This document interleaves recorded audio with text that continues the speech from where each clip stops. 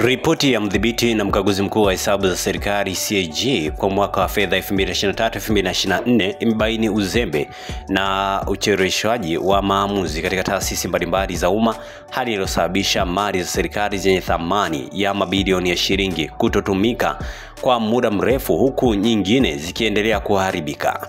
Kwa mujibu wa ripoti hiyo, magari 552, pikipiki 98 na mashine 20 hazijatumika kwa muda mrefu katika taasisi 81 bila hatua yote ya matengenezo wala kuuzwa, kutokana na uwezeshwaji wa maamuzi na ukosefu wa mipango madhubuti ya matumizi. Aidha, ripoti imebaini majengo na mitambo yenye thamani ya shilingi bilioni 37.07 hayatumiki, yakiwemo jengo la shirika la IPS lodumu miaka mitatu bila kutumika, mitambo ya bohari ya dawa tangu mwaka wa fedha 2020-2021 na baadhi ya majengo ya utalii katika hifadhi ya taifa. Hali hii imesababisha na ukosefu wa fedha za kukarabati, ucheleweshaji wa manunuzi na ukosefu wa mpango wa matumizi, hivyo kusababisha hasara na kuathiri huduma kwa wananchi.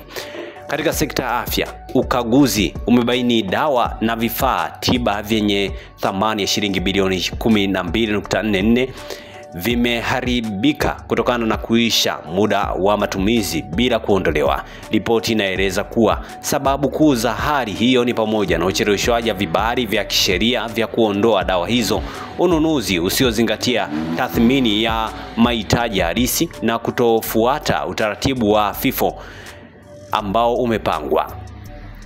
Mbali na hilo, ripoti imebaini kuwa taasisi 269 za umma zinadaiwa jumla shilingi bilioni 311.98 kwa ajili ya madeni ya watumishi. Kati ya deni hilo, serikali kuu inadaiwa shilingi bilioni 274.8 sawa na 88%, mamlaka za serikali za mitaa shilingi bilioni 24.54 sawa na 8%, na mashirika ya umma shilingi bilioni 12.64 sawa na 4%. Madeni hayo yanahusisha mishahara, gharama za usafiri kwa wastaafu na marupurupu mbalimbali.